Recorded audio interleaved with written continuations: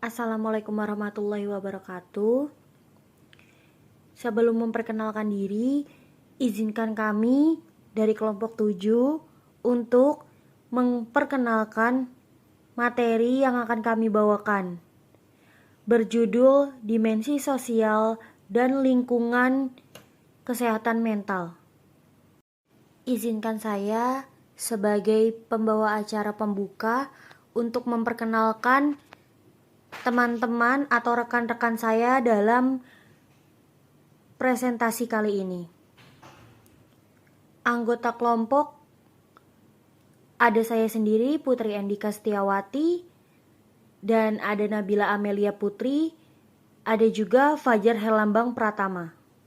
Apa itu interaksi sosial? Di sini kelompok kami akan menjelaskan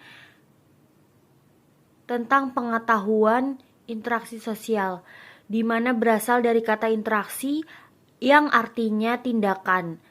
Terjadi secara dua orang atau lebih yang bereaksi akan timbal balik melalui kontak langsung maupun tidak langsung.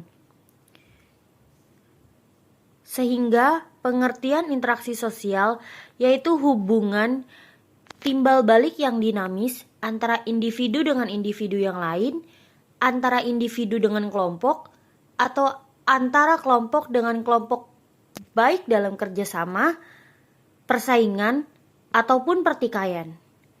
Interaksi sosial antara manusia terjalin dalam rangka memenuhi kebutuhan hidup bersama.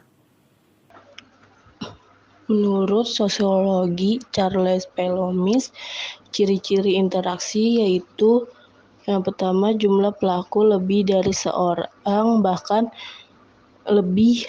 Yang kedua, adanya komunikasi di antara para pelaku dengan menggunakan simbol-simbol. Yang ketiga, adanya tujuan-tujuan tertentu terlepas dari sama atau tidak sama dengan yang diperkirakan oleh para pengamat.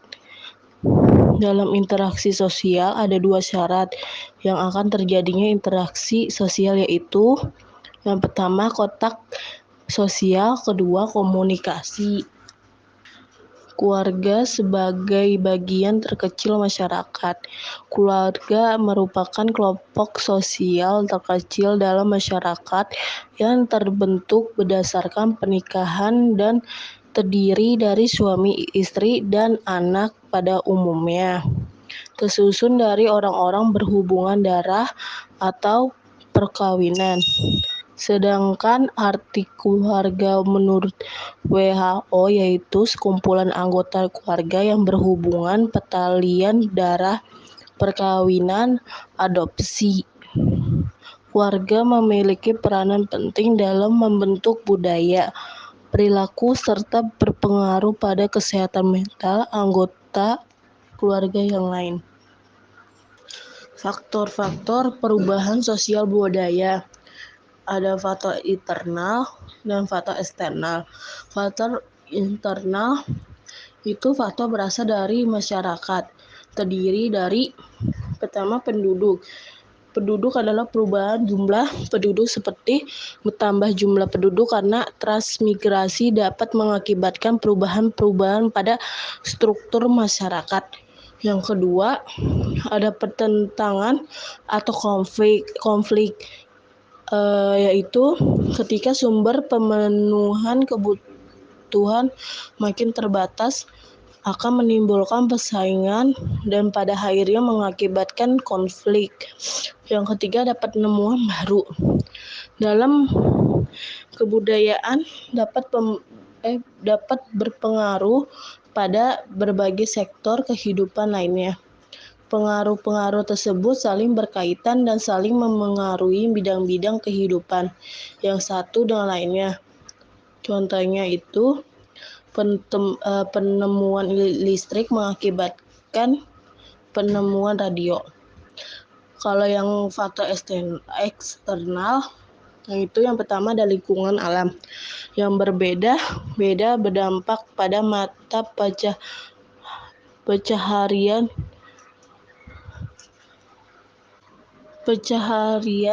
masyarakat yang berbeda-beda pula masyarakat yang tinggal di pedesaan kehidupan sosialnya berbeda dengan masyarakat perkotaan. Yang kedua ada peperangan, yaitu di mana pihak yang akan kalah dipaksa untuk mengikuti semua keinginan pihak yang menang, termasuk dalam ekonomi, kebudayaan, dan pola perilaku. Yang ketiga, pengaruh kebudayaan lain, yaitu masuknya kebudayaan asing yang diterima dan diterapkan berdampak pada kehidupan sosial yang mengakibatkan terjadinya perubahan sistem sosial akibat globalisasi, informasi, transparansi, dan ekonomi. Pengaruh budaya asing mengubah keseluruhan tatanan hidup dan pola perilaku masyarakat. Stres psikososial adalah setiap keadaan atau peristiwa yang menyebabkan perubahan dalam kehidupan seseorang, sehingga orang tersebut terpaksa mengadakan adaptasi atau penyesuaian untuk menanggulanginya. Stres psikososial disebabkan oleh interaksi dengan individu lain yang di sekelilingnya dan kondisi sosial lainnya, seperti kejadian hidup yang membuat seseorang tertekan dan menimbulkan stres akut terhadap individu. Contoh, stresor dapat berupa masalah perkawinan, masalah keluarga, masalah hubungan interpersonal, masalah pekerjaan, lingkungan hidup, masalah hukum, keuangan, perkembangan, penyakit fisik, dan lain-lain. Di slide berikutnya akan ada video mengenai dampak perubahan lingkungan terhadap mental health. Every day, we get news about the health effects of extreme weather, like heat waves, floods, droughts, and violent storms. But we hear a lot less about the effect on mental health. 48% of Americans today believe their mental health is currently affected by climate change. They're right. Climate change can have short and long-term effects on mental health. Heat waves contribute to violence and suicides, and people who take psychiatric meds need to watch their heat exposure. Trauma from natural disasters starts with the immediate stresses of lost homes, pets, and physical injuries. Over months, financial problems and social disconnection can contribute to depression, PTSD, alcohol and substance use, irritability, insomnia, and even domestic violence and child abuse. Slower moving weather events like droughts or coastal erosion have impacts that contribute to long-term chronic stress, including high levels of anxiety and depression.